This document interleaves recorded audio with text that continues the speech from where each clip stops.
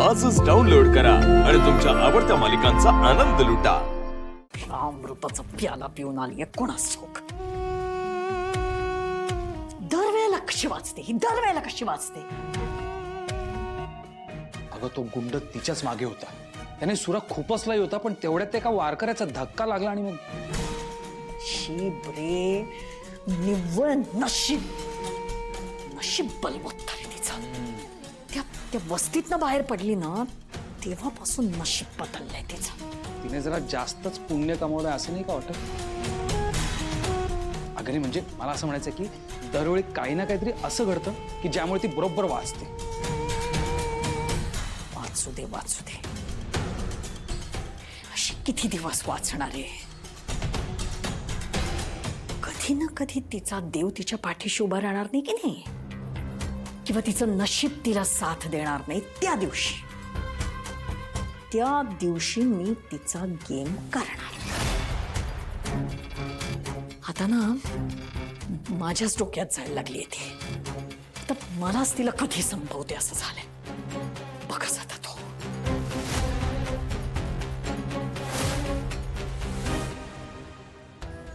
माझा संशय खरा होता। शोधाशोध सुरू करायला पाहिजे।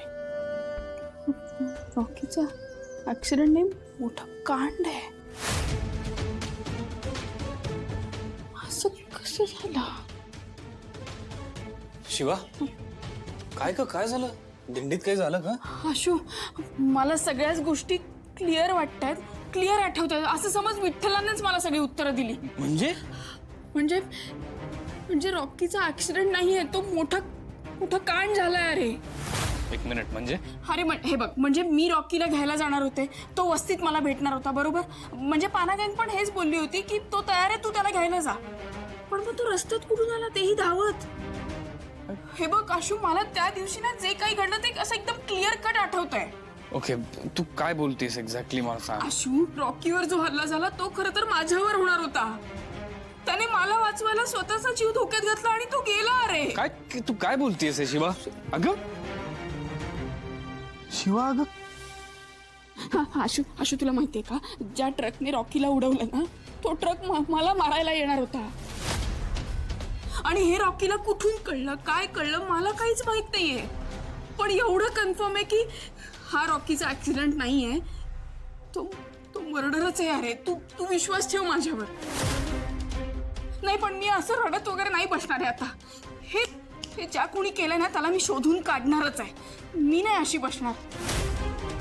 अरे रॉकीला हे सगळं कसं कळलं हे मला काहीच कळत नाही, आणि रॉकीचा जीव गेला। अरे तुला कळतंय का? तू का शांत आहेस एवढा? तू एवढं शांतपणे कसं रिॲक्ट करते? तुला जाणून घ्यायची इच्छा नाही का की रॉकी बरोबर हे का घडलं, कसं घडलं? तू का हायपर होतीस एवढी? शांत हो। मी नाही शांत होणार आहे। मी त्या माणसांना शोधून काढणारच आहे ज्यांनी संपदाला, मला, आपल्या सगळ्या घराचं, सगळ्यांचं नुकसान केलंय। अरे हे बघ शिवा, ऐकून घे माझं, आधी बस। मी नाही बसणार। शिवा मला माहिती आहे, आधी बस। हे बघ, आपण असले तडकाफडकी निर्णय नाही घेऊ शकत आता। हे बघ, जे काही झालंय त्याचा आपल्याला व्यवस्थित विचार करायला लागेल। तू आधी बस, खाली बस, पाणी पिऊन घे। आपण पोलिसांशी बोलूया। हे जरा भयानकच आहे, मला माहितीये। तू पाणी पी शिवा, स्वतःला त्रास नाही करून घ्यायचा आपल्याला।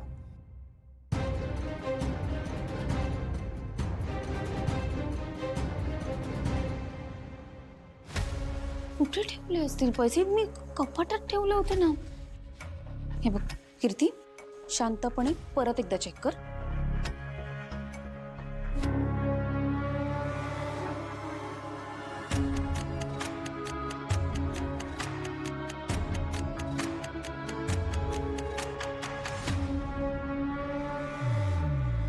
काय ग, काय झालं काय?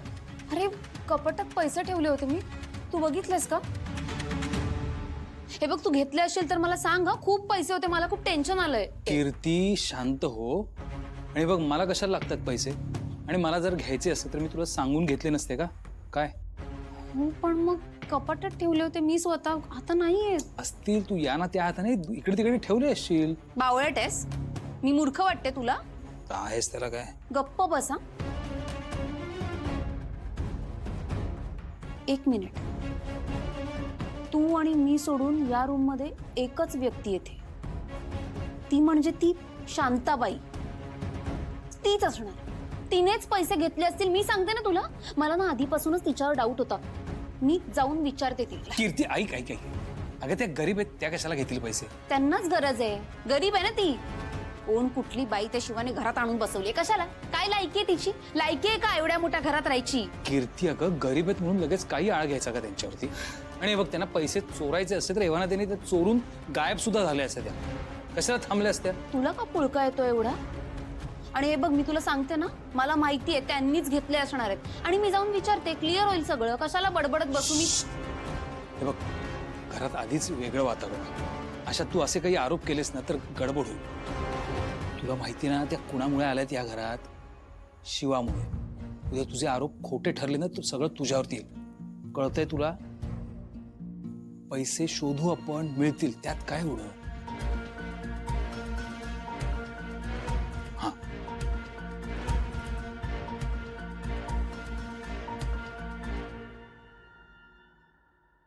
काय झालं आशू? काही अर्जंट बोलायचंय का?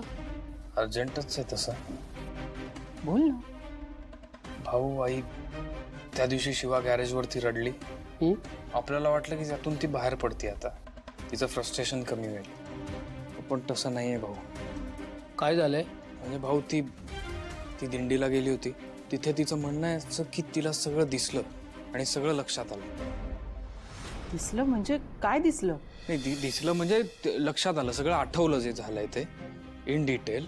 आणि तिचं असं म्हणणं आहे की त्या दिवशी तो जो ट्रक होता ज्याने रॉकीला उडवलं, तो ट्रक तिला उडवायला आला होता.